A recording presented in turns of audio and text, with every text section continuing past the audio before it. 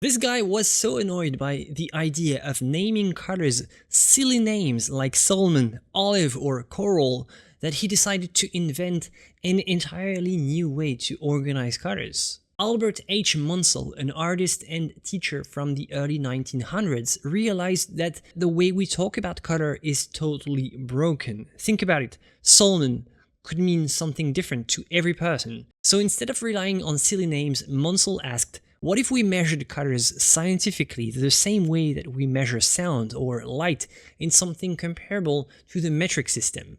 And he came up with the 3 dimensions of color: hue, the type of color like red, green, or blue; value, how light or dark the color is, from white at the top to black at the bottom; and chroma, how intense or dull the color is, from gray in the center to vivid at the edge.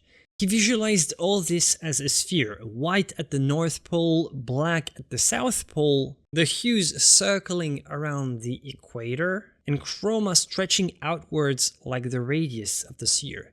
And suddenly every color had an address in a 3D space, defined not by a vague name but by numbers. So next time you're thinking about mixing colors and you're confused by something like a silly name like salmon or cream, remember what we can learn from the Munsell color system. The best way to describe a color is through its hue, its value, and its chroma. That's a lot more helpful method to approach color.